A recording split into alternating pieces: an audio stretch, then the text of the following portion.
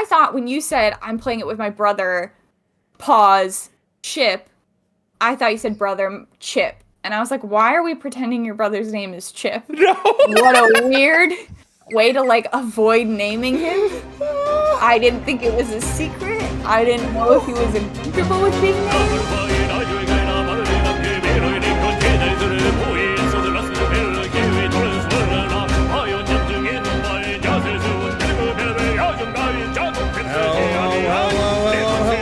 Hello. Man, you haven't been scared of me for 2 months. You know, it may not have looked like it right there. It was a little bit of a jump scare.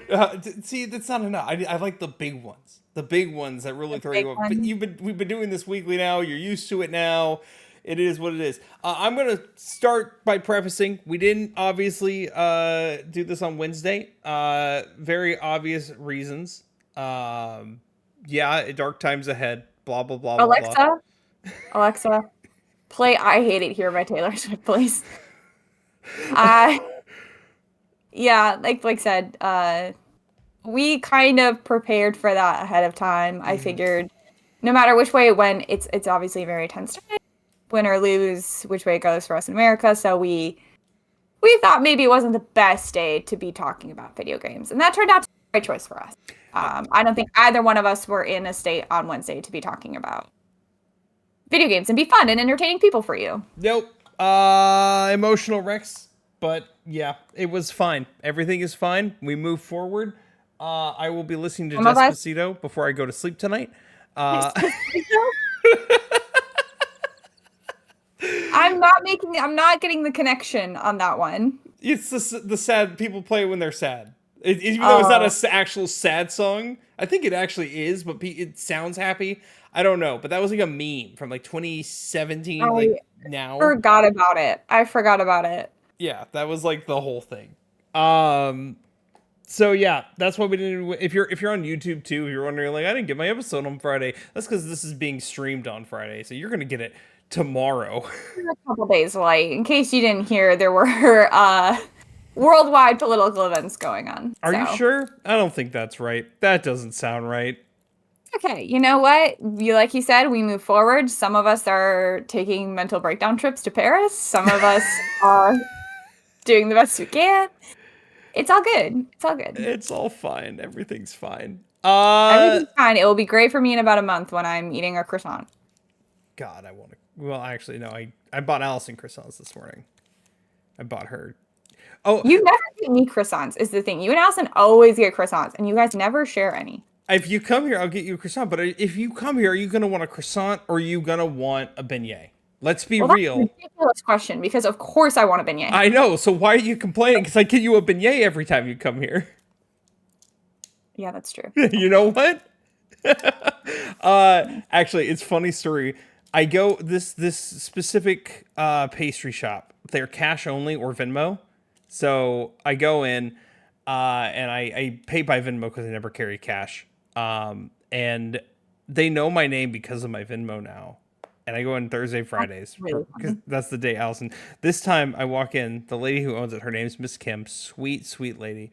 She goes, Blake, I'm going to adopt you at this point. I keep feeding you every week. I said, Miss Kim, please do. I like when you become regular somewhere, like when people just know you. Mm-hmm. My team goes to lunch every Friday at the same place. And finally, after like 5 years, because they all get beers when we go out, and I never get beer. I find it disgusting, whatever. But I always get a root beer. And we've gotten to the point now where we come and she like brings out the waters and instantly just sets down like 2 root beers in front of me. And I'm like, I've done it. I'm known. Somebody in this world knows me, and it's the waitress. My parents are they go to the same sushi spot every Friday. It's not for me. The sushi spot they go to gives me a stomachache for some reason, but besides the point, they go there every Friday and they have the same order. They sit my parents at the same table every Friday, and they already know. They're like, same thing. They're like, yes, and they already put it in. They already have it memorized. I love that. I need to start being regular at more places. I need to get people to like know me better and be like, Emily, I know what you're getting today. This is the last thing I'll say about this. There was one time I didn't like it because most of the time I'm like, yeah, I like that kind of situation. This one place Allison likes it's a Vietnamese no, it's a Thai place. Sorry, and I pick her up her fresh spring rolls with chicken. Yeah. And I went multiple times in a like 2 week period. And the second time, like the second last time I went, and the lady's no longer there, but second last time I saw her, she's like, "Oh, you come here a lot." I'm like, "Don't say that. That makes me feel like I have a problem, even though this is not even for me." Like, don't call me out like There was that. times something. It can feel like an attack, right? Like, so remember when Taco Bell only used to have nacho fries like once in a blue moon? They still only do them once in a blue moon. Well, they've had them more regularly for us now, but like there was a time where it maybe like once a year or Yeah. something like that. And so when they had the nacho fries, I'd like to go get the nacho fries because I was like, they might not be here tomorrow. And so my dog was with me in the car most of the time. And one time I pulled up, and the lady in the window looked at my dog and she goes, "Oh, she got a haircut." And I was like, I can never come here again. I never come here again. Don't The speak my fact that you name. knew my dog well enough to tell that her hair had been cut is telling you I'm eating way too much Taco Bell, and I like stopped going. Moral of the story, shout out Miss Kim at the pastry shop that I will not name because I don't want to dox myself. I don't think you're watching this, Miss Kim, but you are now my second mother. You wonderful human. So Love Miss Kim.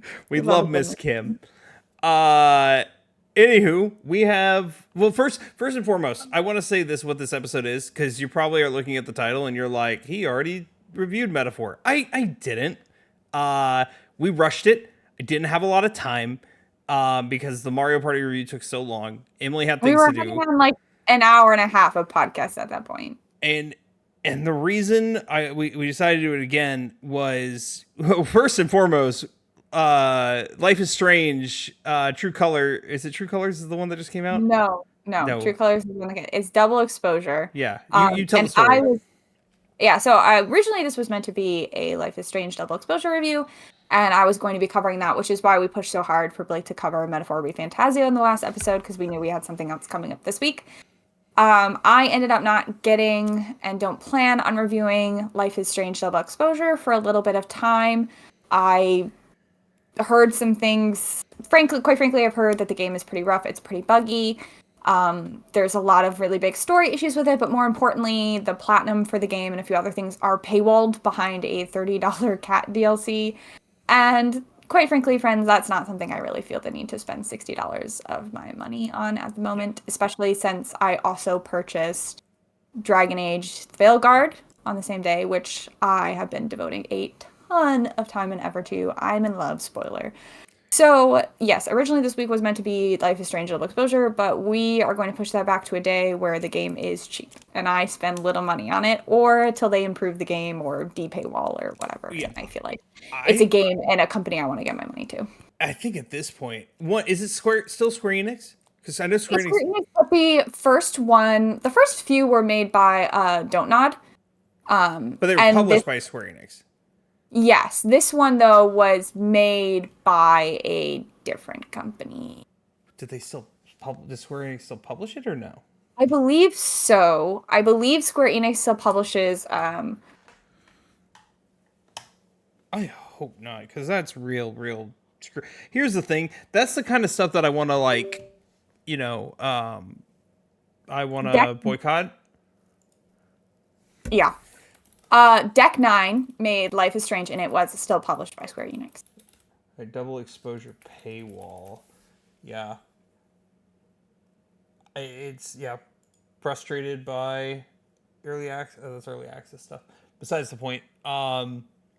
Until that paywall's gone, I'm not gonna even look at it or touch it. Even if the game becomes dirt cheap and it's $2 a pop, I'm not paying $2 a pop just to get a platinum. Like, if I buy your game, I should be able to get a platinum. DLC trophies are separate for a reason. I completely agree. So, yeah, we're not purchasing it at the moment if it becomes cheaper or if they de-paywall things. Again, like Blake said, DLC is very different. Or if it was like $3 for this cat thing, but I think it's a pretty decent chunk of change for this cat thing. So, it's not something we really feel like we need to be supporting at this moment, especially with how expensive video games already are without adding extra paywall in there. So You're telling me We felt Blake deserved a second go at talking about Metaphor Refantazio because it's such a big game. It's been such a popular game.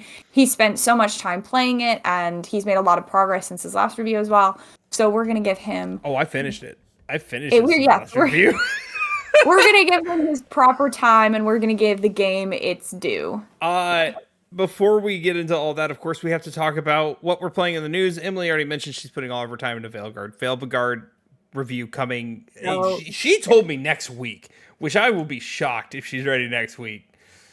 you guys, when we originally made our schedule, I gave myself 2 weeks to play this game, and I don't think I'm gonna need it. And quite honestly, it hasn't even been like, oh, I gotta sit down and play it for podcast. I started this game, and from the moment I started this game, I am 1,000% in it. It is like, I can't wait to get home from work to open up this game and play it. I can't wait for the weekend, so I have more time to play this game.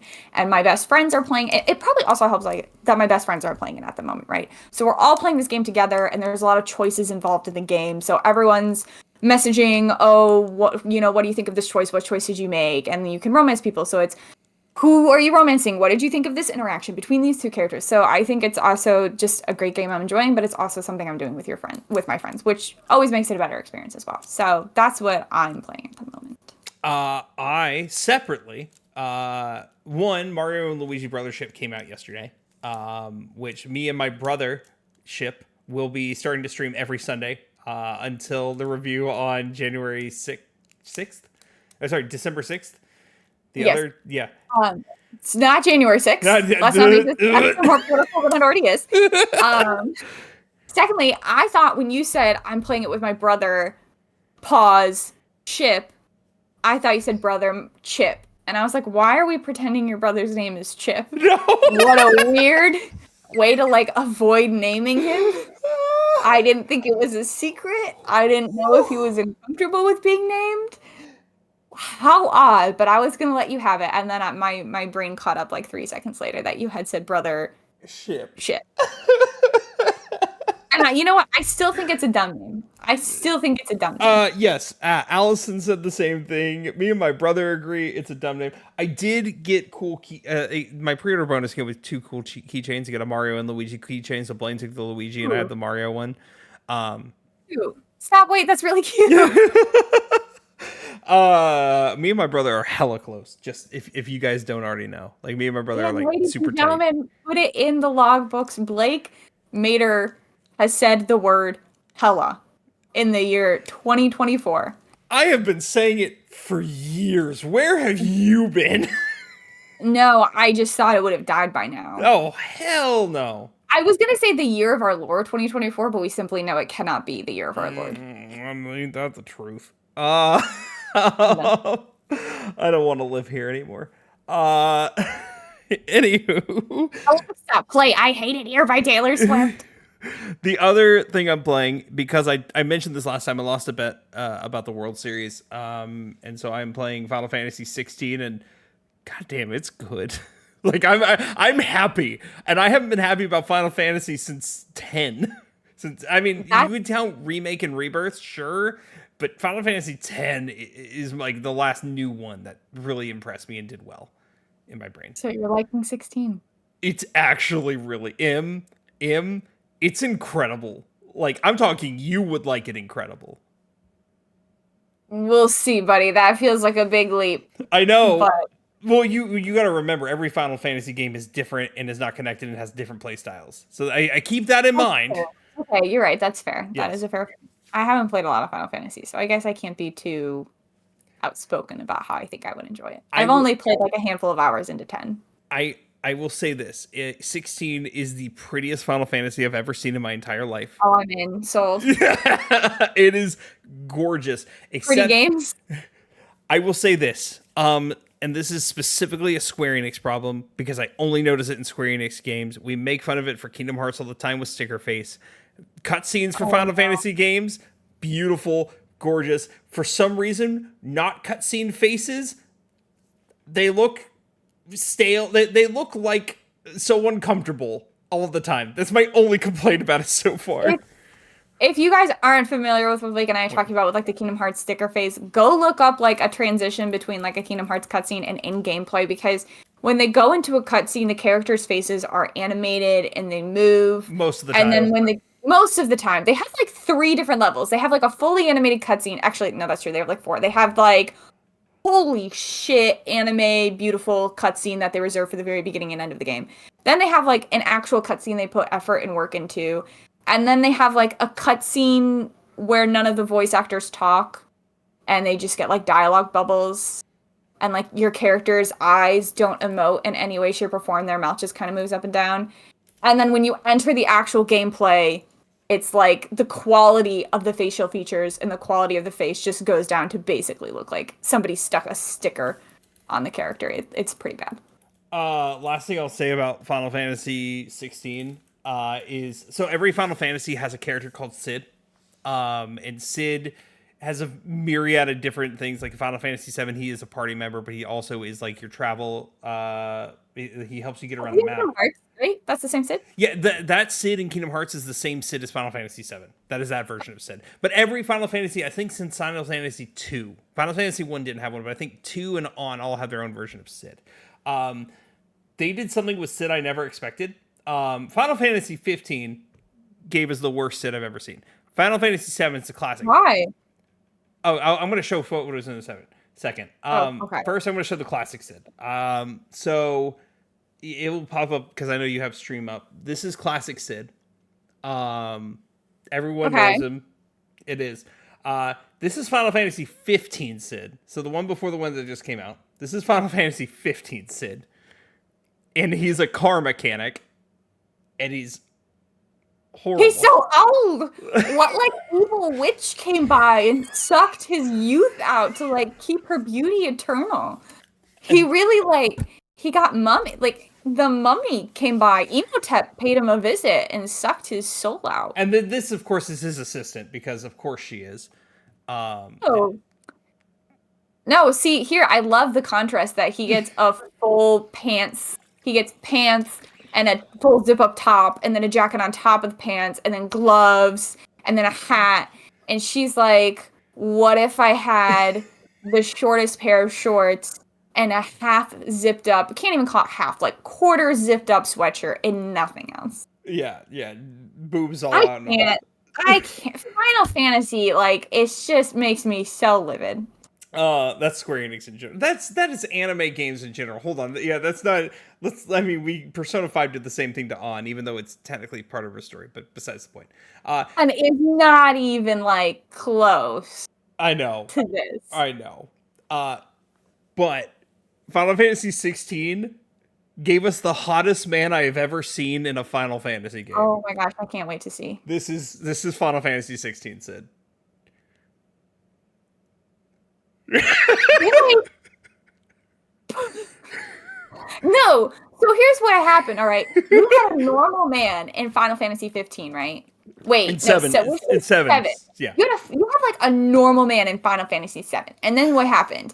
The like I said, the witch came along and she sucked out all his youth and his beauty, and she gave it to herself to be eternal, or maybe it's a he. And that's what you get in Final Fantasy 15 is this like, I'm about to die because my soul and spirit and youth got sucked out of me. And then this Sid, this isn't the real Sid. This is like this is the witch or the wizard who sucked the youth out and put it into them. And this is what they are. This is the wizard combined with Sid's youth. You can't even say he's not the prettiest man you've ever seen in a Final Fantasy. He's beautiful. He's beautiful. Absolutely. Like, is he romanceable? No, I don't know if there is a romance. No, there's predetermined romances usually in Final Fantasy. Final Fantasy X so much wasted. I think, absolutely. Why would they put so much time and effort into making such a beautiful man? I mean, like, wow. This is your character in Final Fantasy 16. You're Clive. My name is Clive. I mean, he's nice looking, but like, how embarrassing to be standing next to Sid and be like the protagonist in your own game, and that's who you have to stand next to. Not being this man. Yeah. Like, he's good. The person I lost the bet to, And she's gonna watch this podcast. Listen to our podcast on the way to work. She's gonna hear this, and she's gonna be like, "I told him so." She told me this is the best Sid of all time. He's really good. He is very, very good. But yeah, I thought that important to share. Thank you. It's like the Chris Redfield complex. Have you seen Chris Redfield throughout the years? No. So I saw Sevens. One, he's a normal looking man. And then they bring him back in 5 and they make him like boulder punching large. Like he literally punches a boulder and breaks it. Like biggest man on earth, biggest biceps you've ever seen. Yeah. And then in 7, they're like, what if we de-aged him? And they make him look like he's 20 years old and he's like normal sized and blonde for some reason. And then everyone got really upset because they're like, who the heck is this man? Yeah. And then they're like, okay, forget it. And then in Resident Evil 8, he's once again boulder punching large, but also kind of still blonde and also a lot older. Yeah, that tracks. Now I think, Character designs, they can't keep him straight. I will make this abundantly clear. Every Sid in every Final Fantasy is a different person. Like they're not all the same. They just all have. There's always a Sid. You always have your Sid. It's like the Deadpool movie, which I don't think you saw yet. They're all named Sid? Yes, CID. They're all. That's all. They're all named Sid. Okay. Yeah, If they were like actually different characters, I'd be like, well, that's one thing. But if they're all technically Sid, they're all named Sid. They're different people and they have different functions, but there's always a Sid in every Final Fantasy since 2. Weird. It's weird. I don't know how I feel about it. It's such a staple that I come to always look forward to seeing who Sid is now. Except for 15's drastically disappointed me. It was 15 also is a game that drastically disappointed me. Hate men, Blake. You can't just hate a game because they gave you the old man and not the hot one. They gave me the old man the old redneck man next to the young redneck woman who wants to flaunt it all.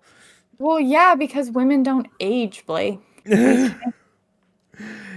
can't. Women don't age and women don't poop. That's the 2 things you got to know for sure. Okay, let's jump into quick news and then we'll get into this actual full review nonstop until we drop. Yeah. Sounds like a lot. I think I might drop sooner rather than later. It's been a long week. Yeah, it has. First and foremost, Nintendo released their own music app called Nintendo Music. You can jam. I forgot about that. I blocked that out. There was a lot going on, and I was like, no, I don't not now, Nintendo. I don't need this right now. It is free. It's technically free. It's part of your Nintendo Online membership. You download on your phone, you just log in, you have it, and you can listen to a bunch of video game music. So if you like your Animal Crossing music, you can just listen to that in your car.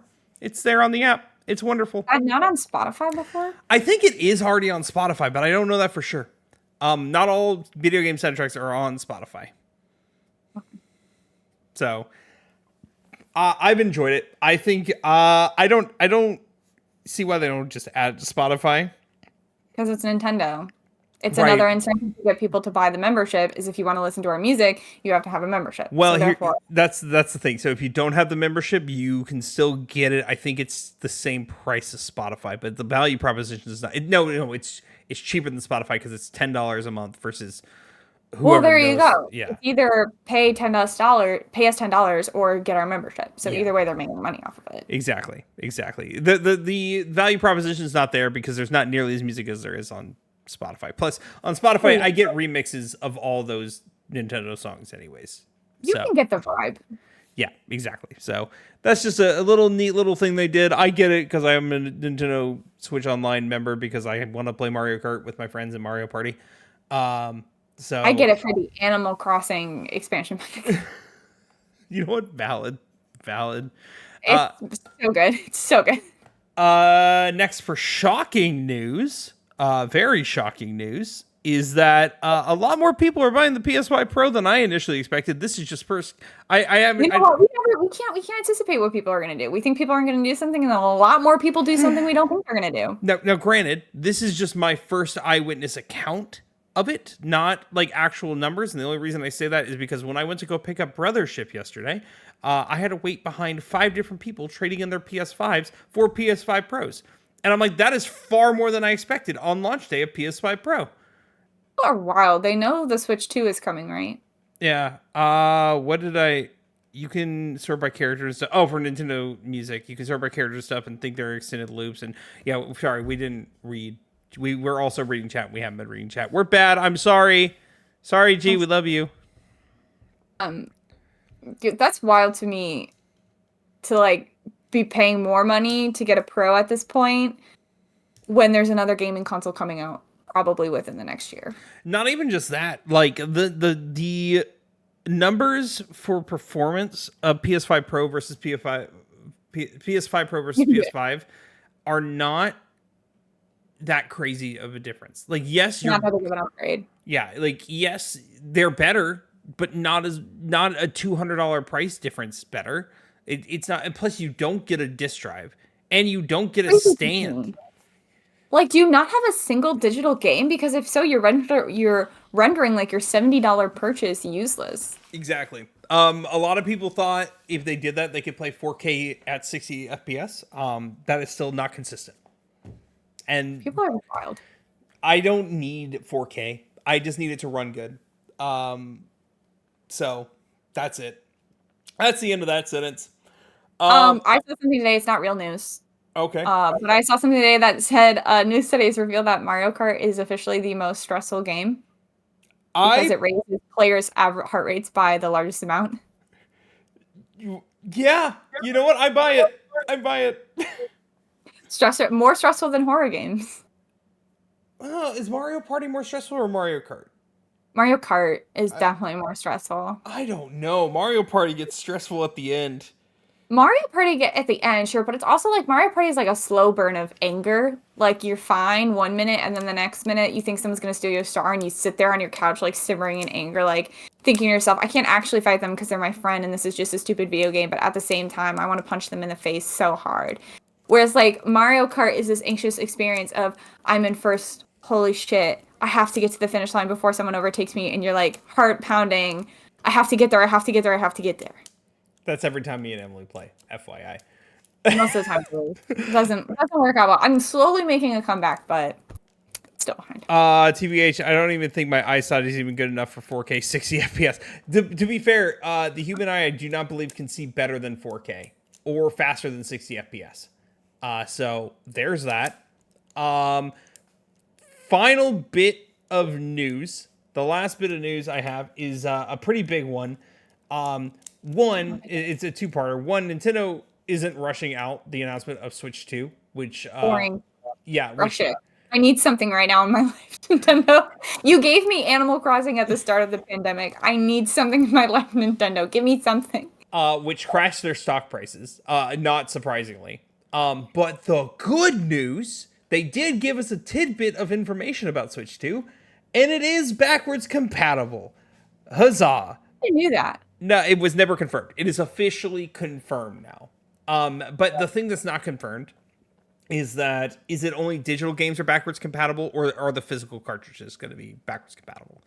It better be both. I don't understand the point. Why would they not just have, like, this is something I never understood between, like, the Wii and the GameCube and the N64, and I get it's like technology changed and developed. Why have disc this big, then have disc this big? Why have disc this, and then why have, like, just make one thing. I like there's not such a jump between the Switch and the Switch 2 that you can't use the exact same cartridge shape and size to be able to put Switch 1 games into the Switch. They'll probably pull what they did with the 3DS versus the DS. The 3DS has it's the same size, but they put a little extra tab so you couldn't put a 3DS game in a DS because it won't run. Right. So they'll probably do something similar with Switch 2 games where they will not fit in a regular Switch, but they'll fit in a Switch 2, and the Switch games will fit in the Switch 2. If I had to guess. So some kind of extra tab. Well, I better be able to play my physical games on the Switch too. Yes, I agree. Just like obligatory, where the frick is Wind Waker on the Switch, and also we're almost to 2025, Nintendo. It's been 5 years since the last Animal Crossing, and I haven't heard anything new. TikTok, man, TikTok. More importantly, we're almost at the 8-year Switch anniversary. This is a long life of a console, especially coming off the shortest life of a console we've ever seen. Other than the Dreamcast, the Wii U, which only lasted 3 years, was only on the shelves for 3 years. It was just bad. The Dreamcast was discontinued after 8 years, so there's no beating that. But cool. Cool. Like we already talked about, I'm going to be reviewing Metaphor Refantazio for real this time. Slight spoiler warning, I'm not going to spoil major plot points, but I'm going to spoil characters, and I'm going to spoil some themes, but I'm not spoiling major plot points or twists or anything like that. I Okay? could at the end just say like, "I'll spoilers starting here." If you want, if M wants to hear big spoilers, I'll do big spoilers at the end. But if you don't want to hear any minor spoilers or anything like that, and you plan on playing this game, okay, bye, skedaddle, come back later if you play the game. Okay, bye. But actually, do make sure you come back. Also, subscribe to the YouTube channel if you haven't already. We're at 55 subs on there. I want to be at 100 by the end of the year, and I know that's a big ask, but please. That's a bold move, bold ass. Hi, Casey. Okay. All right. Like, tell me, what is Metaphor Refantazio? Metaphor What kind of game is it? What is it? Okay, Metaphor Refantazio essentially is a game about. Let me start from the premise of how it works, and then how it translates to the story. What style game is it? How does it run? Like, if you played an Atlas game, you kind of played Metaphor, but it also Metaphor is similar enough to all Atlas games that you know it's an Atlas game, but it's independent enough to where you can tell it's not one of the other Atlas games, if that makes sense. Like, you can tell Atlas pulled from their other catalog. They pulled from Soul Hacker, they pulled from Persona, they pulled from SMT. However, they still have made this distinctly its own thing, right? At the same time, the way mechanics work, the way your powers work, MP management is still the worst thing on the planet, but that's how the game is supposed to go. It's the way it goes. So it's familiar, but also different enough to not feel like a copy and paste, which I think is perfect. I think when you're creating a new IP, especially if you're trying to make what everyone is calling Atlas's third pillar, because they have Shin Megami Tensei as their one pillar, Persona is their second pillar. They need that third pillar, which this is probably going to be their third pillar now. You need it to be familiar enough to where it's not going to stray people away and people are going to be interested, but different enough to, be different from the other things that you have on. Yeah, there's no point in just making it a second Persona 6. Correct. It needs to be its own. So essentially the story revolves a young boy who is from the Elder tribe, and we'll talk about tribes later, but I'll just mention right now he is from the Elder tribe, and a little fairy named Gallica, and your whole goal is to save the prince who has been cursed, and in the process try to remove the curse so he can take his rightful place to become the king. There's a lot of twists, there's a lot of turns in the way. One thing I will say that the game does very well from the beginning, this game straight up tells you who the main villain is at the beginning. They're like, this is the guy, this is the villain, a guy named Luis. You find out within the opening seconds that this guy is the worst. And he's a terrible, terrible person and has done terrible, terrible things. And his vision is awful. But at the same time, his vision like for what he wants for the world, or his vision like his eyesight? No, his vision for what he wants for the world. I mean, he's blind because he thinks what he wants is the right thing, I guess. Oh, God damn it. You know he's the bad guy. This is why I think I appreciate the story so much, is they tell you this is the guy, this is your whole goal, is to make sure he doesn't become the king and he gets taken down. At the same time, you need to save the prince. But they throw in enough twists to like take you off your toes. Your goal is still the same, but you're like, oh shit, what? No way. That's crazy, dude. That sounds very good. I just would like to point out real quick, and this isn't me saying this to make fun of you. I just thought it was really funny. You said, instead of saying keep you on your toes, you said take you off your toes. Did I? Yes, which is like really funny to me. Like the more I think about it, the idea is like, you're supposed to be kept on your toes, like you're ready to like jump, but it takes you off your toes, so you're gone. You're in space. I don't know where you're going. I think it was a mix of take your breath away and keep you on your toes. You know what? I liked it. Starting out like the level above keep you on your toes. Because like I said, keep you on your toes. You're like on your tiptoes. In my opinion, that's how it sounds. Like you're ready to go. You have to like be like ready for anything. You don't know what's going to be around the corner. Take you off your toes. Your feet aren't on the ground anymore. You've ascended. Like you're going into the beyond because so much is happening and you're so surprised by it. Okay, so Yeah, that's right. You're so right. Swept you off your feet. Nah, man. Take you off your toes. At the beginning of the game, all the game shows you at the beginning of the game in the first opening cutscenes. And if you want to try the game, play the demo, you'll see the same cutscene. You see Luis kill the king in his sleep, which is insane to begin with. You cut away to a wagon with your character, the Elden boy, who looks like the protagonist from Persona 3, but we won't go there. And Gallica with other people on there. And notably, one of your future companions named Hulkenberg, all sitting on this wagon. You get pulled over by bandits. These bandits attack you. So sorry. Yeah. I'm so sorry to interrupt you. Are you describing the opening cutscene to Skyrim? No, because you're not sleeping, and no one says, "Oh, you're finally awake."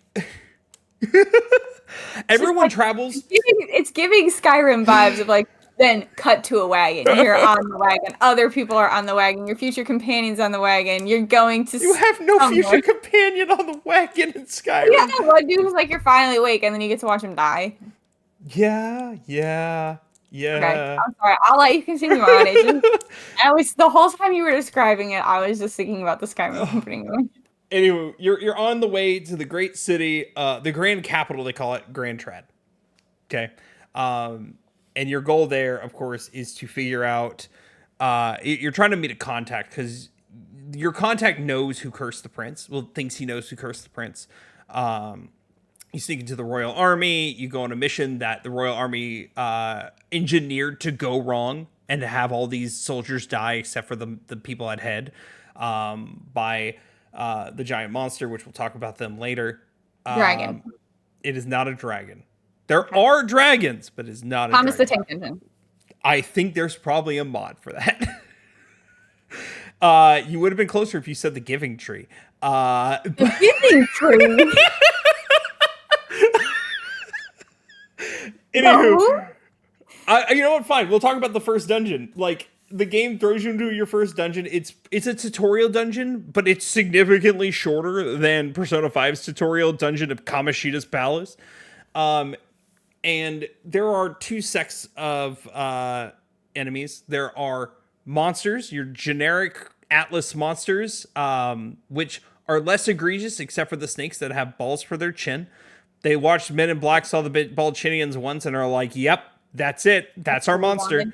Other than that, way less egregious. The second type of enemy is something called a human. Gas.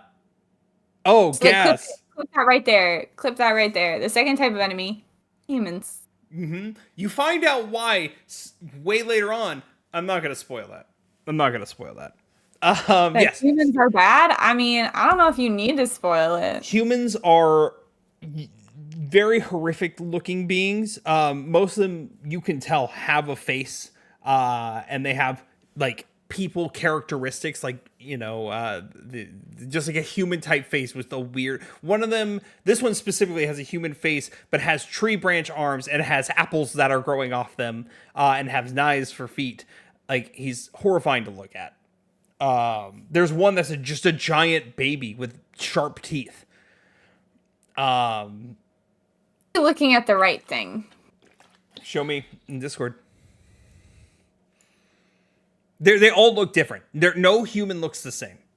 I mean, why are they called humans? I can't tell you without spoiling. We'll talk about that in the heavy spoiler section of the episode at the end. We'll talk about it. That one is also a human. It has like a human type face. That is that's probably the second. I would say that's the first major boss, but second big boss that you fight.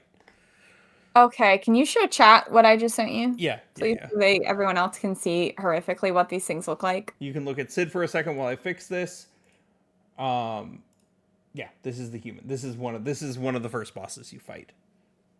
He's horrible to look at. Yeah. It's just the thing. But he looks like he's sticking his butt out at me, but like his butt's a broken egg.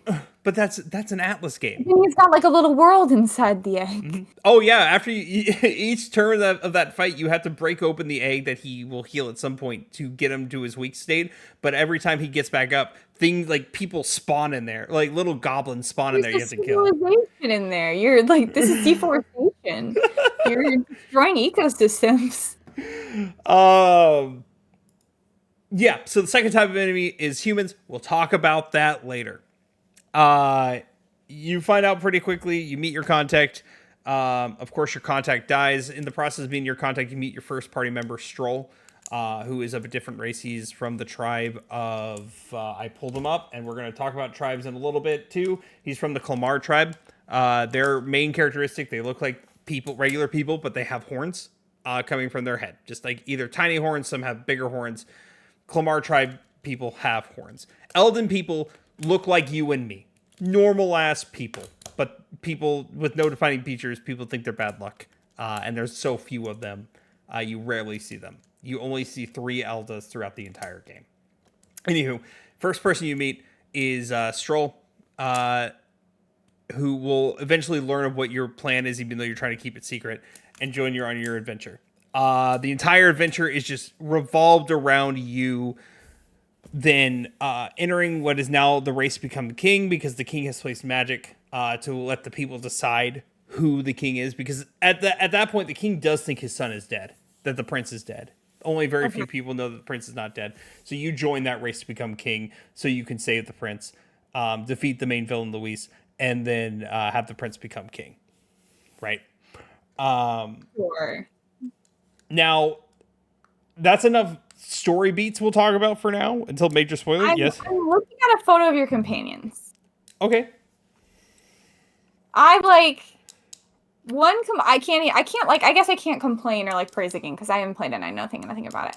I wish they committed more to like making these things look non-human. Like you're the guy you said the first companion stole who has the horns. I'm seeing the horns.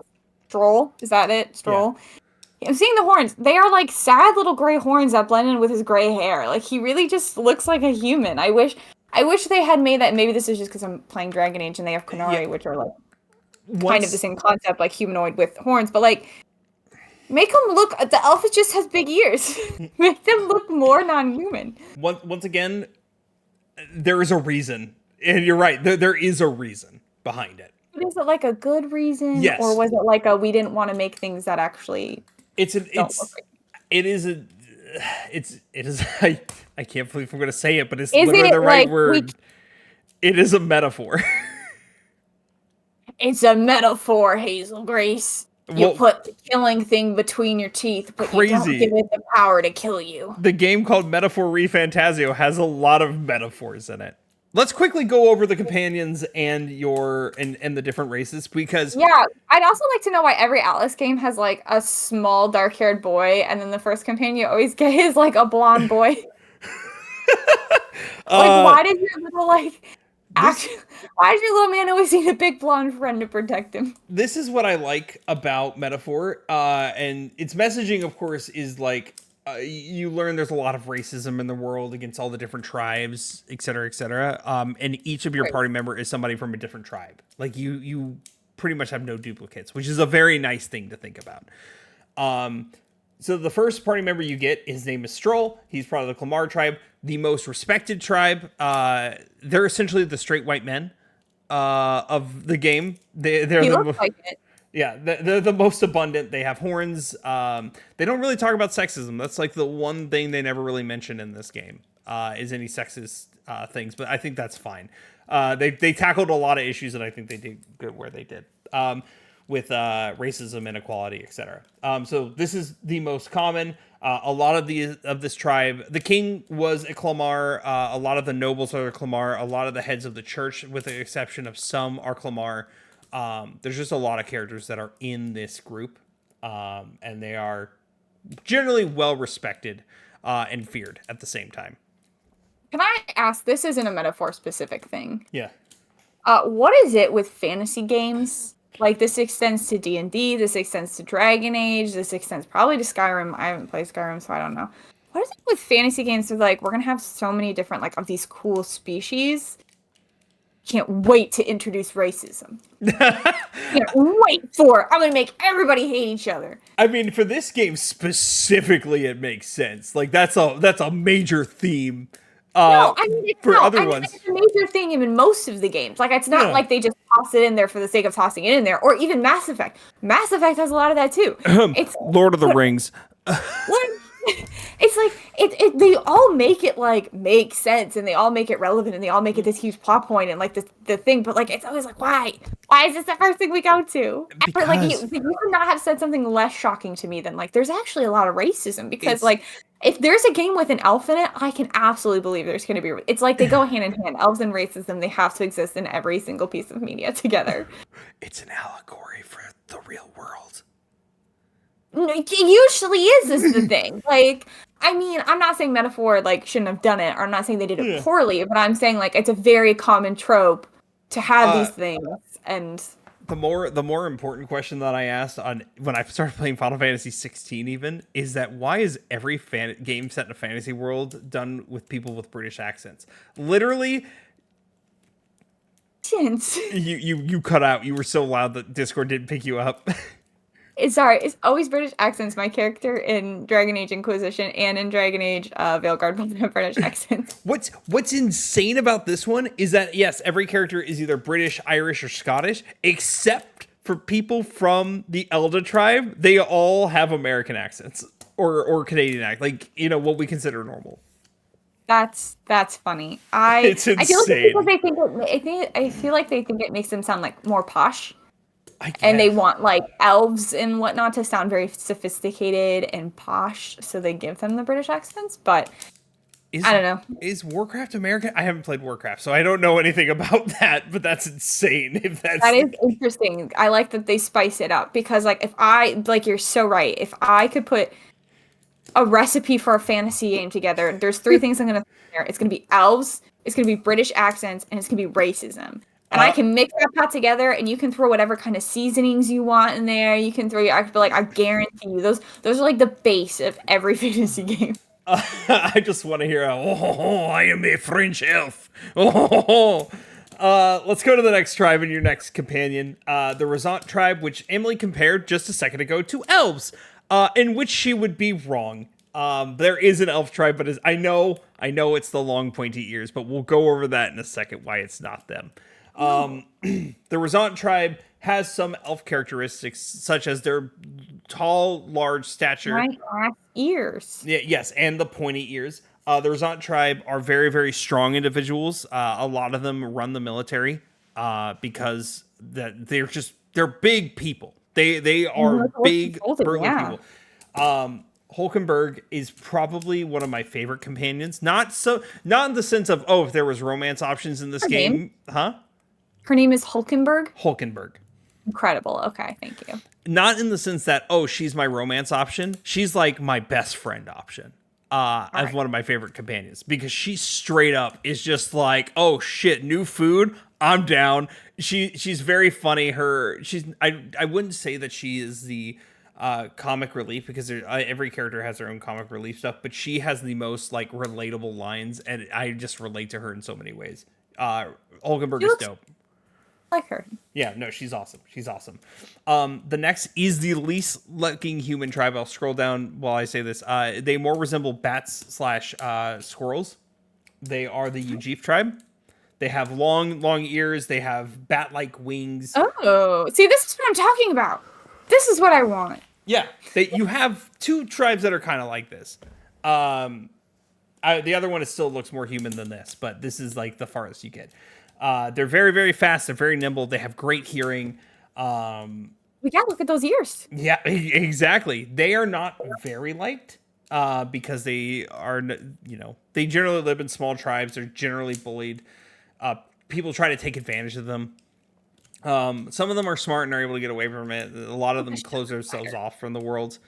But this is Heisme. This specifically is your companion. Meant to be a sugar glider? Huh? Is he just meant to be a sugar glider? A bat / sugar glider. Like, it's a good mix of the two. That looks, yeah. Heisme has probably my favorite side story. out of all the characters. It's very deep. It's very sad. He's an old wise man, even though he doesn't look like it. He looks like a very small thing. He looks He's so a cute. great character. He's awesome. He's my favorite so far. He's wonderful. Cool. Next, we're gonna move into the Nydia tribe. Wait, I have something really important to say. Yes. Your hair might grow like crazy. Try this. What?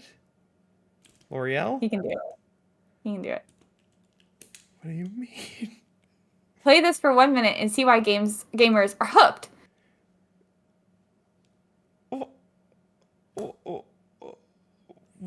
What? I'm so... Doctors hate him for this one simple trick. I don't know what you're doing right now. Share some important facts that I'm telling you because we're telling our audience these things, and I just wanted to point them out. What are you talking about? Please help me. Yeah, Casey, build your website your way. Oh, goodness. Is this a Squarespace ad?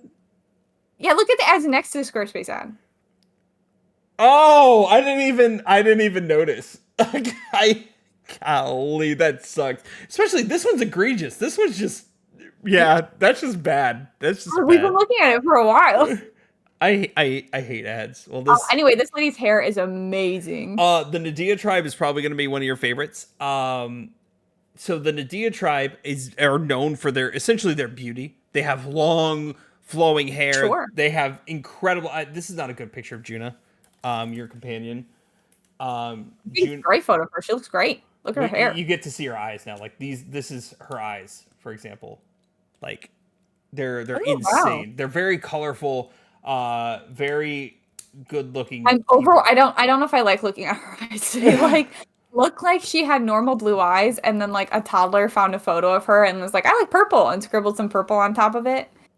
This is what you need to know about the Nydia tribe specifically, though, is that they are known to wear masks for what they really are.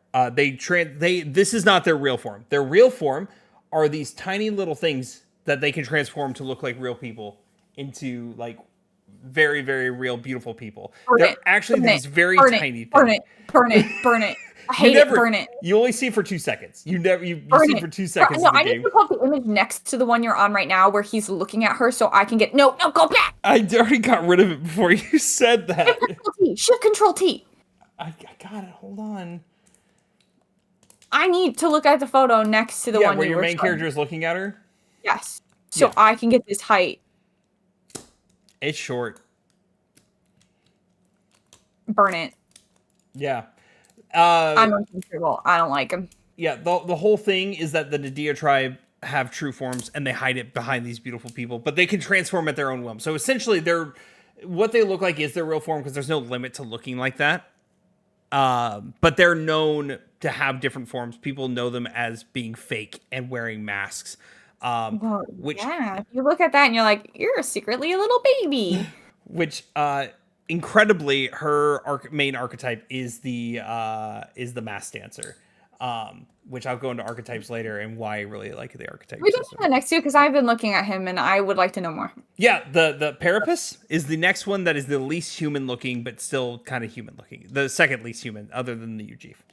He looks pretty dang human to me. Yeah, I mean, so all the Parapus have tails and have either like rabbit ears, cat ears, dog ears, whatever. They have a lot of animal characteristics to them. Huh? He's every furry's dream. Yes, they are the furry's dream. They are also probably one of the most abused tribes. The Parapus tribes they are used for experiments in laboratories. They are made into slaves. They are not educated. They don't know how to read. They don't know how to write. They don't know how to do normal jobs. Recently, like in the game, they have pretty much been freed from some of them have been freed from slavery, but most of you run into are homeless. They are hungry. They don't have anything. They're very like, we need to eat the rich because they made our lives a living hell type race, and it's understandable. All of their accents are like Cockney English. The uneducated sounding English. And I think it fits very, very well for them, especially if you think like scientific testings. It makes sense given that, animal testings are like a real thing in the real world. This character specifically, Basilio, this one, G and I had been. This is slight spoilers, by the way. G and I had been like going back and forth, like, yeah, he's a companion. He's a companion before we even knew. He's the last companion you get, and I was afraid he was going to get Haru syndrome. He didn't. He didn't get. Yeah, they gave him a backstory for him. I don't like Haru. Basilio is one of the coolest characters. He's not a great party member. Like, he's not great to fight with, but as a like his side story and getting to know him and his personality is wonderful. He is great. Unsub, not here for the smut adverts. Yeah, but no worry. Now we have we got rid of that one, and now we have Disney Lorcana, the card game. What is Lorcana? Sorry, we don't need to know that. We don't care. That is a thing. The Ishkia tribe. This is one of your party members who's not in your party. They drive what you ride called the Gauntlet Runner. They're essentially your navigator in this game, even though they don't really tell you anything about in dungeons. The Ishkia tribe is known just for having these wings on their back. The wings are not functional. They can't fly with them, but they grow wings and they, wrap around their bodies. And they're just really pretty to look at. They are the second least common group in the whole game. But they're regarded as some of the smartest people in the entire. Anybody in the Ishkia tribe, they're engineers. They're brilliant. They're great scientists. He looks like he's really tall, but he looks like the uncle or grandpa from Wind Waker. Yo, he does. You know what? You're right. He does. I didn't even think about that. In this game, he's your nicer version of Sojiro to some extent. Think of like Sojiro if he was a scientist. Yeah, I like it. He's great. He's wonderful. You have the Roag tribe, which is the most like actual elves. They have the shorter pointy ears. They don't have super long pointy ears. They have shorter pointy ears. They're more like dark elves because they usually have darker type skin, and they are known to live forever. They never die. They do eventually die, but they live such a very long time. And just like the Clamar tribe, they're very high regarded. They take up most of the kingdom and the church. Okay. This is right here. His name is Grius. He is your party member for 5 minutes at the beginning of the game, and that's all I will say. Oh, he dies. Yeah. It's not immortality. They do die at some point. They just live a lot longer. Two more to go. Two more to go. Gosh, We're almost so there. many. There are. This is the Mustari tribe. The Mustari tribe are like island people. They live secluded on their own separate island. They have their own beliefs. They're separate from the church. It's Zelda. Yeah, kinda.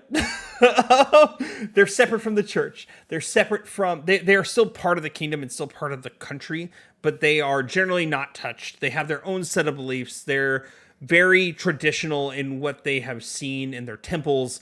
And everything like that. The Mustari tribe in the game believes that they have a priestess who's always meant to be sacrificed to appease the dragon god, which eventually in this game we prove is wrong, and they read those slates wrong. They're known for having a third eye on their head, and that third eye is able to. It's able to see something called Magla. Magla is the magic energy in this game, essentially. What? Someone in chat said, "Is that cloak like sponsored or something?" And I looked and realized it is the Target logo. It is not. If there was a romanceable character, Yufa would be my romanceable character. She's also the summoner. This is shockingly for an Atlas game. If you think when you played Persona 5, well, I guess you really only played Persona 5 in like 5 minutes Persona 3 and 5 minutes Persona 4. The Atlas's like mascot is Jack Frost, the little cute little blue monster that summons ice.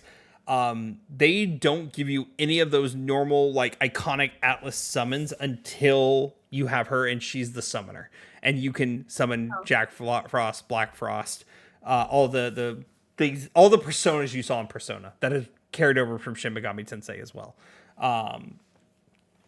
But yeah, no, the Mustari tribe is she's very innocent. She doesn't, because she's never left her island. She doesn't know anything about the world. Yeah, most in the Mustari tribe do not leave their island. Those who do are really shunned upon because they're outsiders. She doesn't understand handshake because it means something different to her. She's very inquisitive. She's a great character, and I loved her. We already talked about the Elder Tribe is what you are. You have no discernible characteristics. You are the chances of seeing an Elda are like the chances of winning the lottery. You will almost never see one. There are so few of them. At one point, their village was burned down, but you are one of those characters. Is very on par for like a lot of anime games or JRPGs, I guess I should say, instead of anime games, or like even visual novels, to be like, you play the only boring man on earth. Congratulations. It makes me think of like Danganronpa, where they're like, you go to a special school where everybody has a super secret, really cool ability, and you play no one. You play the man without a talent. Congratulations. It's what you've always wanted, to play the most mediocre man on earth. That's Do true. you want to play as the special fairy? No. You wanted you wanted the boring man, right? Yeah. Exactly what I wanted. You want this sad little man. Yes. Thank you. That's what I ordered in my fantasy video game. Finally, just like in real life, how there are people who are very racist against them. One of the most hated groups are what they call half-bloods. They are what I'm making the metaphors cross. Did you say like in real life where people are really racist against them? You mean like normal people? No, I mean that racism persists a lot in this group, and it's sad and it's terrible in real life. For what group? For people who are mixed races or mixed tribe, it's the same with the We're game. talking about the half-bloods. I didn't see you scroll down. I thought you were still talking about our normal basic bitch of a man. And I was like, are you saying Granted, our normal basic bitch of the man, his tribe is hated the most. No, but I thought you were saying like in real life. Like, oh no. As a white man, I'm very no, I'm just kidding. It's not the case. I was like, whoa, wait, what are you saying? All right, I see. Yeah. Okay, we're here. There's very few. I'm going to scroll because there is a slight spoiler there that I don't want you to see until later. There are a couple characters who are what they call half-bloods, meaning they are two different races. This one you see, man's name is Zorba. He is one of the first antagonists you fight. He's a mix between a Mustari and a Clamar. He has the third eye, but he also has a single horn. Cool. Another one you have one of your confidants, Maria, cute little girl. She is half Roag and half Ishkia, the people with the wings, and then the ones that live a long time. Grius, the guy I told you who's your companion for 5 minutes and then he dies. This is his daughter, and she's wonderful. So yeah. Generally, anybody who is of mixed tribes are generally looked down upon.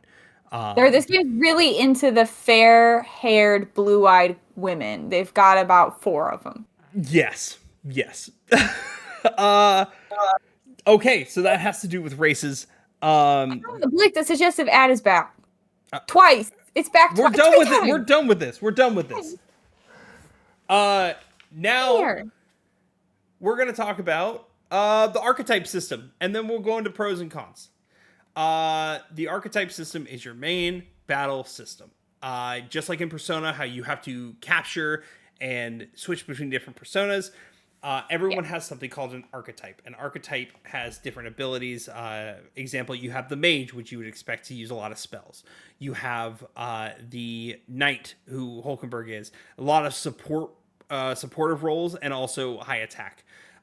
You have Stroll, who is the soldier, who is just very, very strong and powerful. He gets a lot of critical hits. Heisme, specifically, is the thief. Very, very sneaky, but very, very fast and high luck, able to steal things. You have Juna, who I already said is your mask dancer, you can craft these things called masks. And give her abilities of different archetypes without having to switch archetypes. We'll get into that later. I mean, you can give her a persona. And we're going to jump into that in a second. You have then Yufa, who is the summoner, who summons different monsters to do her attacks for her, and they're more powerful than normal people using magic. And then finally, Basilio, the Parapus, he is your berserker. aka your barbarian. Super strong dude. Really can dish out the hits. On top of that, all of your confidants unlock as you level them up. They unlock other types of archetypes for you. There's not as many archetypes as there are personas in Persona. It's very nice. It's significantly easier to manage. On top of that, each archetype only has 20 levels. That's it. You get to level 20, you've mastered it. But they have branched off into more powerful versions of themselves. So the one you start with is something called the Seeker. And once you level up your, you know how you have Igor as your Velvet Room attendant in Persona? Yeah. You have a similar type character called Moore. As you level him up, you unlock more of the Seeker. So you have Seeker to Magic Seeker.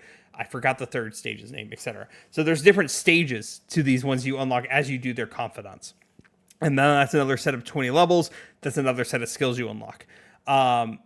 The best part about this is, and I mentioned this last time, and I remember I told you this, every time, if I want to use Stroll to hit hard, but I don't want him to be a soldier, I want him for some reason to be a knight, or I want him to be the brawler, which uses their fists, or I want him to be the berserker and hit hard that way, I can switch their archetypes on the fly. They are not destined to what you have. Now, obviously, certain ones will work better than others. Stroll is going to work better for the ones that hit harder, and to do more damage because he is a strength-based character. However, if I'm like, I want him to be a mage for some reason, I can do that. I am not locked into that, and I like that because I can change things on the fly. There's more player choice and there's more customizability in how you play. Exactly, and it is so nice to play around with. You have characters like Yufa and Juna who are very, very magic heavy, who, you know, I can switch around to different magic-based roles based on what I want to do. And then this is where Atlas got like, hey, we're going to pay homage to our other games that we love. So the Masked Dancer, I told you, was Juna's first stage. The second stage, as you level her up, she only has 2 stages for hers. She becomes the Persona Master, is the second stage. The Summoner, second stage is the Devil Summoner, which is another Atlas IP, is Devil Summoner. Digital Devil Summoner Saga. Oh, right. The Seeker, I said the second is Magic Seeker. The third is Soul Hacker, which is another Atlas property, is the Soul Hacker. They have a bunch of those kind of scattered in.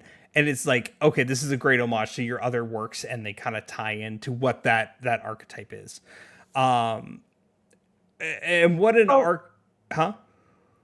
No, go ahead, finish what you're saying. And the reason archetypes are important, you are the only group who can use archetypes. No one else can. Most people who want to use magic have to use these things called igniters. They're little, like, think of them like pieces of jewelry you wear, then you can actually use magic that way. These archetypes, because you've unlocked them, just kind of like how you've unlocked a persona. You pull your heart out and you scream into your heart that's now a microphone. You have an archetype. That is your way to use magic, and you unlock them. Each character you get does it persona, unlocks it persona style. So they are unique based off your characters. Okay. And it is... It's similar to Persona, but it's different enough. Exactly. Like it is kind of feels like a really good way to summarize this game. Like, so for someone, say, who's listening, I know you mentioned you want to go into your pros and cons, and I think we can definitely add, because we talked about your pros and cons a bit in the last one, but I want to kind of go into, if somebody has played, what's the combat style like? Because you've mentioned the archetypes. Is it still turn-based? What are the dungeon styles like? Is it like you still take 2 to 3 characters with you and you like can do like the standard dungeons, or what is the gameplay and the combat style like? All your questions are yes and no. So let's start from the beginning. Is it turn-based? It is turn-based, and it's also not turn-based. They do something wonderful where in the main world, if you run into an enemy that's on the main world, you can either do real-time combat with them, so you keep hitting them. If you are higher level than them, it automatically defeats them. You don't go to turn-based combat. You don't have to waste resources. It's just over with. If they're the same level, and Persona as well, right? You have to unlock an ability in Persona 5 for that to happen. This is just natural. It just happens. Correct. And there's no real-time combat. You still have to sneak up on them in Persona and then pull off their mask. And you can still get hit by weaker enemies, but it does like 2 HP. It's whatever. For medium level enemies, yes, you start with real-time combat, or you can bypass it altogether. It benefits you to start with the real-time combat because you hit them and you can put them in a stun state, and then it will ask you to go into squad mode. Squad mode can be accessed anytime you are near an enemy and they're in your vision, and you just press triangle, and that automatically puts you into turn-based mode. But if you if you get them in that stun mode, you essentially get 2 rounds of turns without them being able to hit you. And you want to do that with the medium level enemies and your higher level enemies. For both those, though, if they hit you at all, then you automatically go into squad mode at a disadvantage, and they start attacking you first and foremost. So there's a definite advantage to the sneaking. Correct. There is the sneaking is not as prominent, but there is dodge mechanics, and it's good to get around. How long would you say the prologue? So if somebody was thinking about picking up this game, how long would you say the prologue is? How long does it take to get into the game and get into the groove of it? Because I think one of the biggest complaints that I and like a lot of people have is like Persona 5, for example, is like a 6-hour prologue essentially. It didn't take me long. The demo. When people first started playing the demo, it took them 5 hours. It took me about 3.5 to get through it before we started getting into more story and to understanding. But getting through that initial thing, it really wasn't that bad. It doesn't feel like a prologue. They did a good job this time of it not making it feel like it is a tutorial. It's a tutorial and they're teaching things, but it doesn't necessarily feel like that. You don't feel like, because I remember a big feeling for me in Persona 5, like, I started it twice, I was like, I have no idea what's going on. Like, they're talking about palaces. I don't get what that means. We've been here for 5 hours and I still don't understand what they're saying to me. Obviously, you get into the groove of it, and with like 100+ hour game, that's not a huge deal that the first few hours are slow, but it can make it hard for people to get into. So do you think this one's pretty easy to get into? And if so, like, how easy is it to get into if somebody's never played a Persona game before? It's easier to get into than Persona. Because especially for people who like, this game is still very story heavy, but they don't do a lot of the holding your hand and repeating things over. There are some repeating, but it's not nearly as egregious. And the dungeons are just more enjoyable. I mentioned this last week. The worst part of Persona 5 is Mementos by far when it comes to dungeon exploration.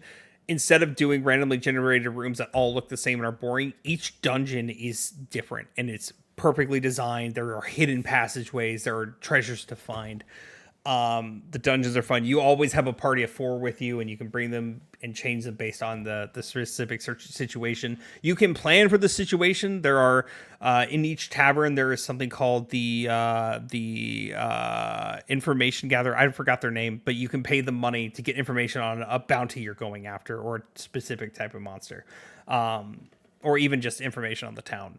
So you can make plans for how to do it. Obviously, I play on easy mode, so I said screw all that, and I just go in swinging. So I think... What are you collecting in all of the dungeons? Because I know in Persona, it's you got to get the treasure to, like, whatever. But what is the goal of the dungeon? And each one's different. So it's not like Persona where, we're doing each palace to steal someone's heart. It's not like Persona 4 where I'm trying to solve this murder. It's not like Persona 3 where I'm trying to solve the mystery of the Midnight Hour. This one, each specific dungeon has this different goal in mind. So, get an example, the first dungeon is, the royal capital is like in disarray because the king is dead. That one character I showed you that is half Mustari and half Clamar, he is trying to steal the royal scepter, and your goal at the beginning is just to stop him because nobody else knows he's in there and no one else going to try to stop him. Like, that's your first goal. Your second goal is just to find, this is where you find Heisme. You're like, okay, well, to be able to get noticed so I can try to become king and become more popular is to find a giant bounty. And that's where you find Heisme, who's initially listed as a giant bounty. And you find out he's not the real bounty. He's not the real villain here, right? Each of them are different, and there's a different goal, which is another thing. So you're not like collecting, like, to throw back to Zelda or something. You're not collecting medallions or like Triforce shards or personal treasures or anything like that. You're just what fits the narrative at the time. Okay, exactly. That's interesting. Which makes it better because I don't feel like it's getting stale at any point. Yeah, it's not super repetitive.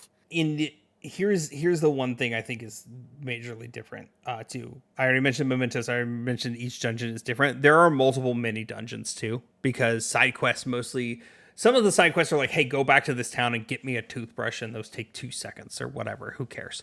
But there are other ones that are like, hey, on this weird island that you would not have gone to otherwise, there's this monster there, and he's holding this specific item that I can make into this valuable thing and, excuse me, grow my business. Or this medicine that this cave has is going to save my wife.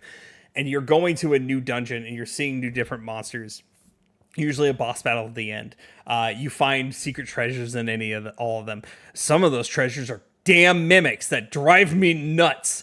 But there's always something different based on what you're going to do. And some of those do have like 2 quests attached to them.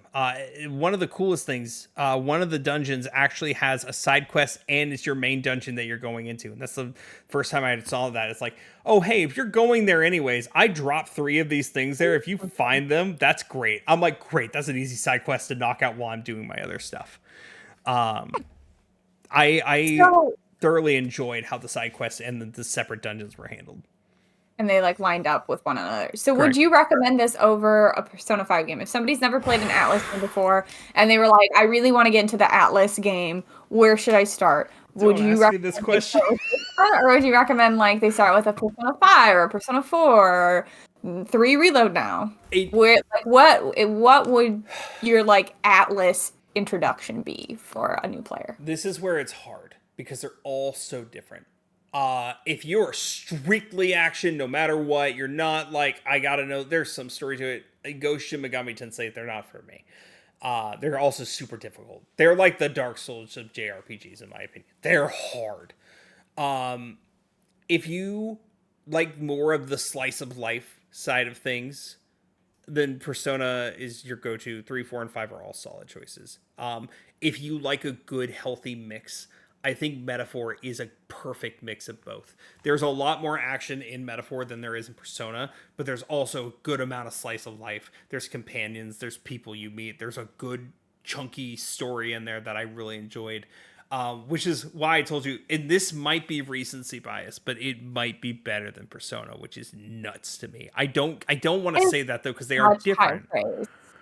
That is such high praise. I really want you to play it at some point too. I know, but it's not going to happen anytime soon because you have a lot going on. It's not going to happen anytime soon. It's definitely something that, like it's one of the, you own a physical copy, I know that. So if that's something you put on my shelf one day, I will absolutely play it. I still do, however, have Persona 3 I have to get through as well. Yeah. This game only took me 70 hours, and that's listening without skipping all the story and dialogue and everything. Wow, that's actually pretty quick. Yeah, some people spent more. Some people, like our good friend G, who grind like crazy. It took him much longer, but he's a self-proclaimed loop goblin. That certain people can grind in their sleep, literally. Yeah. So I'm not that way. I'm not a grind. I hate the grind. I hate if you're like go level up 5 levels by fighting enemies. It's so boring to me. I will say grinding is not as tedious in this game. Grinding is relatively. It's not even. It's by the time I bought all the enemies in a dungeon that I was going to anyways, that are like a mini dungeon. Like I gained all the levels I wanted to. It's not like I had to go out of my way to level up more. The only time I felt like there was a challenge and I needed to grind more was the final boss, because there's a massive difficulty spike that comes out of nowhere. So I guess, I don't want to like cut you off or like anything like that, but wrapping up, because I know, was there anything in the pros and cons you didn't talk about last week? If you didn't see our episode last week, Blake did talk about a lot of his pros and cons there that will go kind of hand in hand in this one.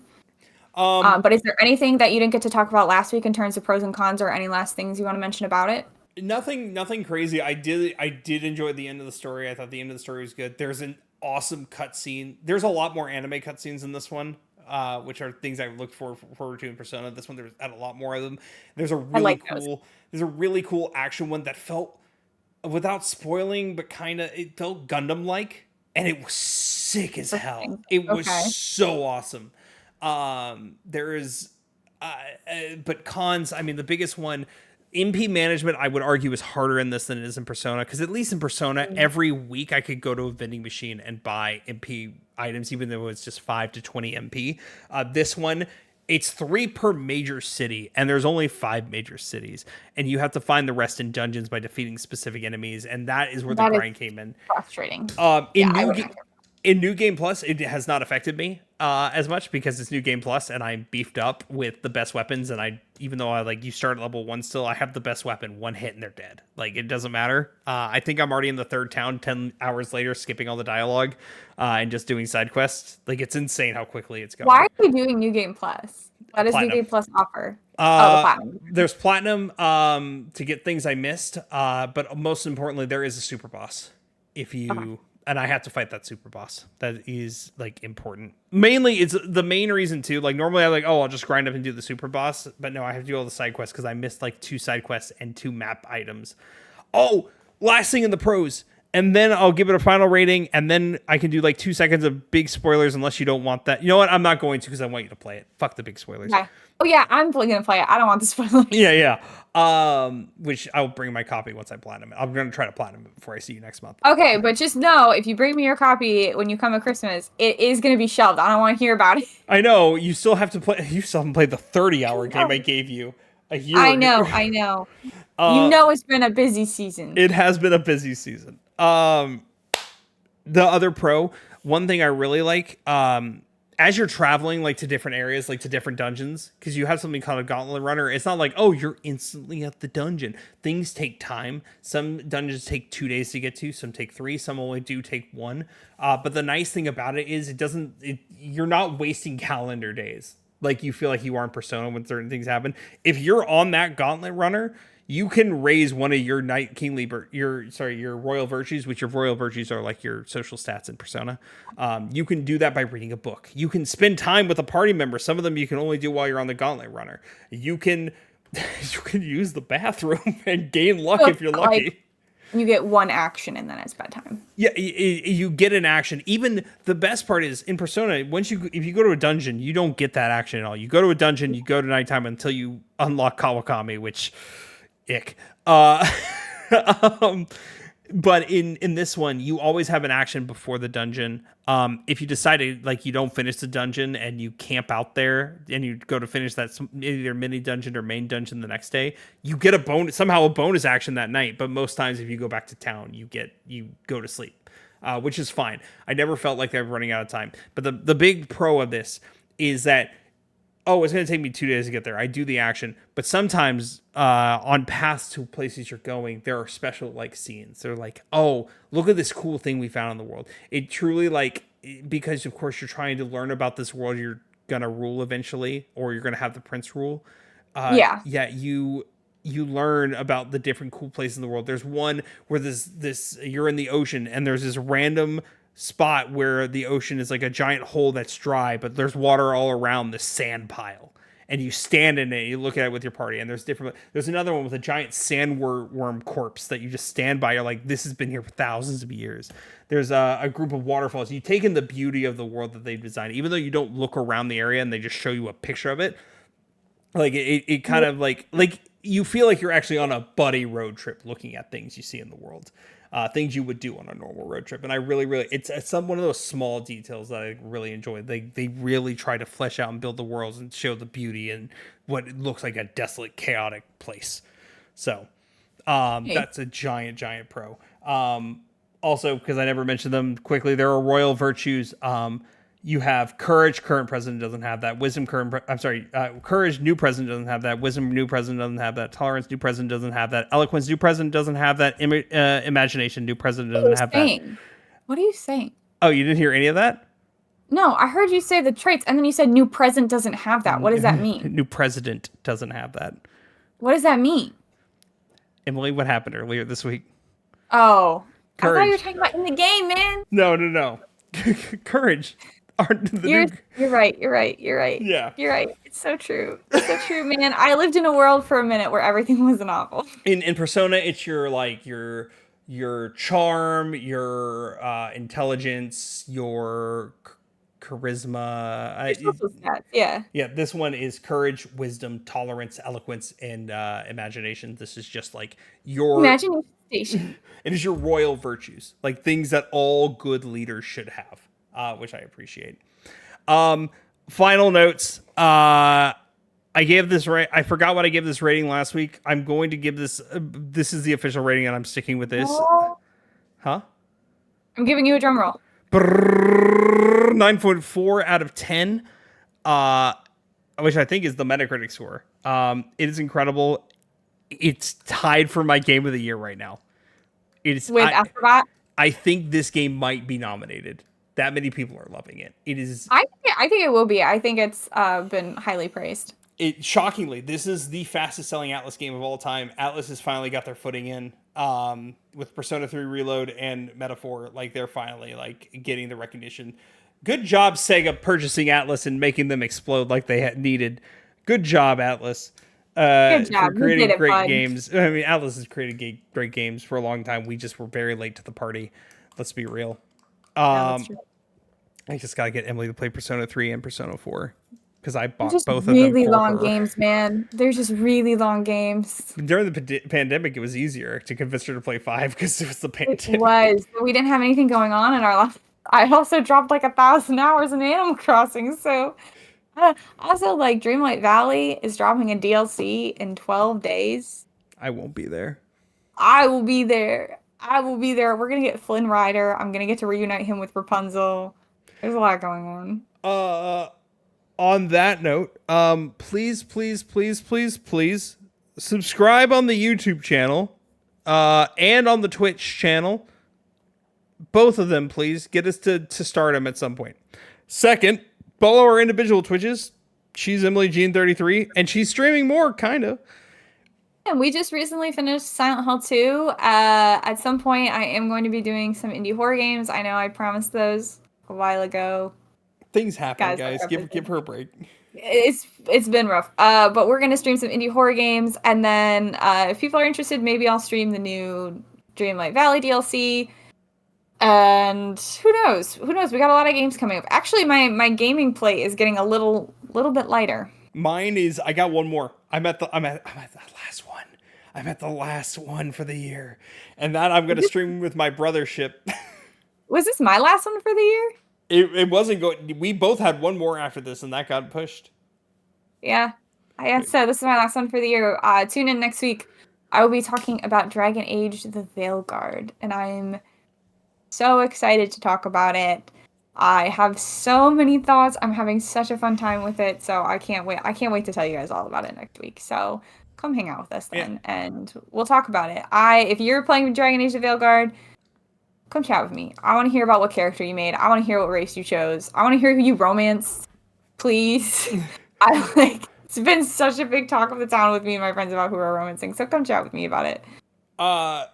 Also, come follow me, twitch.tv/The Bearded Blake Show. Sunday, I will start Brothership, and then every Tuesday and Monday and Tuesday, I will be continuing Final Fantasy 16, and then Wednesday, I'll be here with Emily. Except for this time, this is a Friday, and this feels weird. This is a Friday. Listen, guys, it was a rough week. We needed that Wednesday. We were not mentally ready to be here and to talk about video games.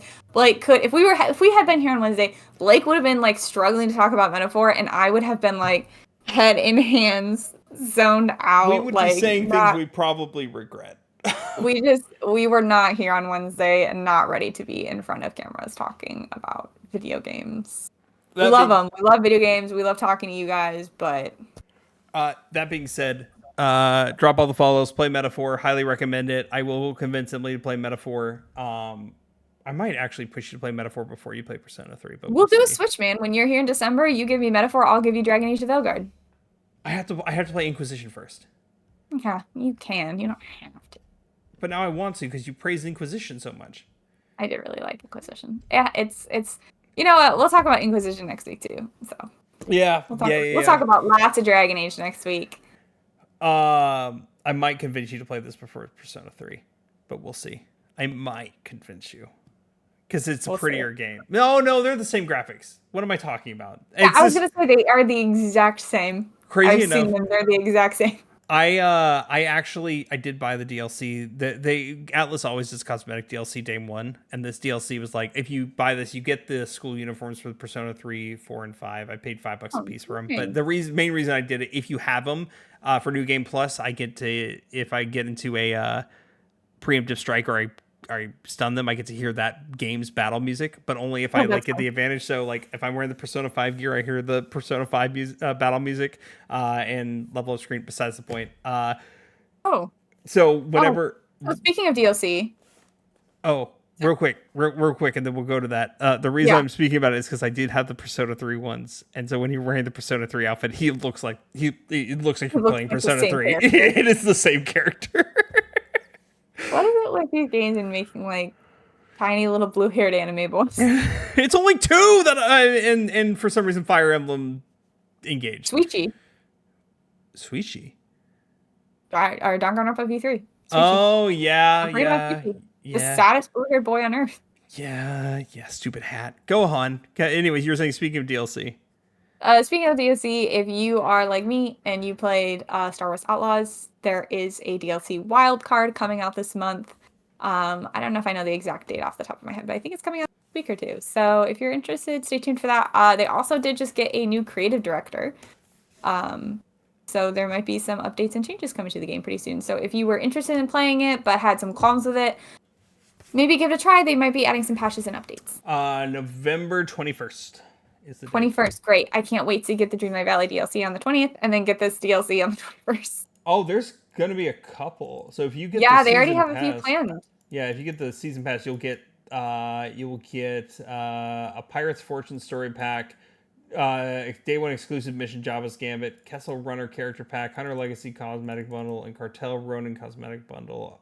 I don't know. I bought this game. So like when I purchased this game because I was planning on playing it and reviewing it, I just bought a digital copy. Now that it's one of my top games of the year, I definitely am going to be going back and purchasing the Ultimate Edition, probably physical. We're gonna have to discuss what we think our game of the year is relatively soon. Coming. End of the year is coming. And on that note, friends, I think that's where we're gonna end podcast for the evening. Go hit all the buttons. Go tell your mom and dad about us. I'm sure they'll love to hear about us. I love your beautiful faces. Have a wonderful night. Goodbye.